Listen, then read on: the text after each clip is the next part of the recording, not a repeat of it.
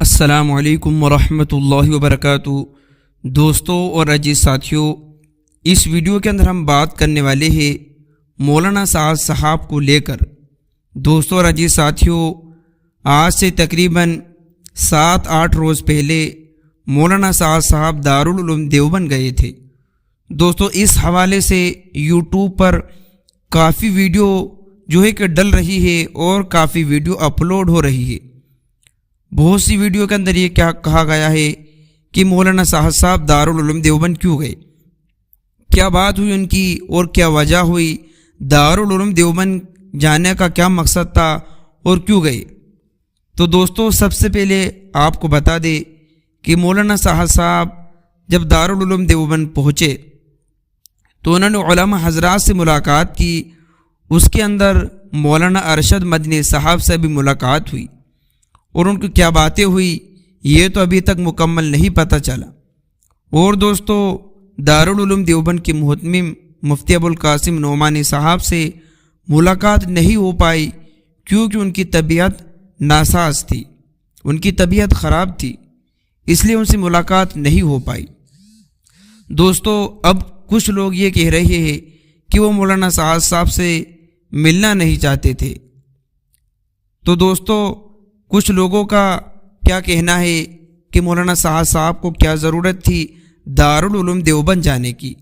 تو دوستو، سب سے پہلی بات یہ ہے کہ ہمیں ہمارے کام کے اندر دھیان دینا ہے۔ علماء حضرات کے کیا مسئلے ہیں اور کیا مشاغل ہے، کس وجہ سے وہ ملاقات کے لیے گئے، وہ بہتر جانتے ہیں۔ ہمیں علماء کے اوپر الزام لگانا یا انگلی اٹھانے جو ہے کہ ہمیں بہت گرا گزرتا ہے کہ ہمیں علماء کے اوپر انگلی نہیں اٹھانا چاہیے کہ علماء کیا کر رہے ہیں اور علماء یہاں پہ کیوں گئے اور انہوں نے ان سے کیوں یہ بات کی۔ دوستو، یہ کام ہمارا نہیں ہے، بلکہ ہمیں ہمارے دین کے اندر لگنا ہے، ہمیں ہمارے علماء کی عزت کرنا ہے۔ اور دارالعلوم دیوبند گئے ہوں گے تو کچھ دینی مسئلہ ہوگا، اس وجہ سے مولانا سعد صاحب دارالعلوم دیوبند پہنچے تھے۔ اور دوستو، دارالعلوم دیوبند بھی ایک دین کا مرکز ہے۔ دوستو عزیز ساتھیوں، دارالعلوم دیوبند کے اندر کئی ملکوں سے جو ہے کہ تمام عالم کے اندر سے لوگ آ کر تعلیم حاصل کرتے ہیں اور دین کی باتیں سیکھنے آتے ہیں۔ باہر ممالک سے بھی دارالعلوم دیوبند کے اندر لوگ جو ہے کہ تعلیم حاصل کرنے کے لیے آتے ہیں۔ دوستو، دارالعلوم دیوبند جو ہے کہ دین کا بہت بڑا مرکز ہے۔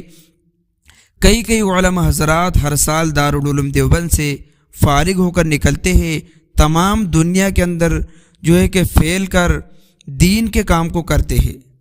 تو دوستو، سب سے پہلی بات یہی ہے کہ مولانا سعد صاحب دارالعلوم دیوبند کیوں گئے اور کیا وجہ تھی ان کی جانے کی۔ دوستو، ہمیں ان مسئلوں کے اندر پڑھنے کی ضرورت نہیں ہے اور ہمیں ان کے اختلاف کے اندر پڑھنے کی بھی ضرورت نہیں ہے کہ مولانا سعد صاحب کا جانے کا کیا مقصد تھا اور دارالعلوم دیوبند والوں نے مولانا سعد صاحب سے کیا کہا۔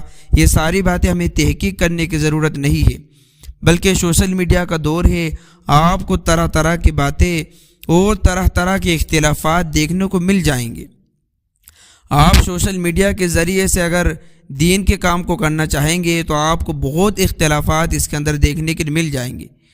اس لیے دوستو، ہمیں ہمارے دین کے کام کے اندر لگنا ہے، ہمیں علماء کی عزت کرنا ہے، چاہے وہ علماء کیسے بھی ہو۔ اور دوستو، ہماری ویڈیو کا بنانے کا مقصد بھی یہی تھا کہ جو ہے کہ بہت ساری ویڈیو وائرل ہو رہی ہے، طرح کی باتیں بھی ہو رہی ہے کہ مولانا سعد صاحب دارالعلوم دیوبند گئے تھے اور انہوں نے جو ہے کہ اپنے باتوں سے رجوع کر لیا ہے۔ دوستو، اسی طرح کی باتیں لوگ کہہ رہے ہیں۔ دوستو، ایسی کوئی بھی بات نہیں ہوئی، بلکہ مولانا سعد صاحب اپنی دینی مشاغل کے اوپر وہاں گئے تھے اور مفتی ابوالقاسم نعمانی صاحب سے ملاقات بھی کرنا چاہتے تھے۔ اس سے پہلے بھی دوستو ہم نے آپ کو بتایا کہ مفتی ابوالقاسم نعمانی صاحب کی طبیعت خراب تھی، اس لیے ملاقات نہیں ہو پائی اور وہاں جو علماء حضرات موجود تھے ان سے ملاقات ہوئی۔ مولانا ارشد مدنی صاحب سے بھی ملاقات ہوئی اور ان سے ملاقات ہونے کے بعد کچھ دینی مشاغل کے اوپر ان کی بات چیت ہوئی ہوگی اور اس کے بعد وہ روانہ ہو گئی۔ تو دوستو، اصل مسئلہ یہی ہے۔ ملتے ہیں نیکسٹ ویڈیو میں۔ السلام علیکم۔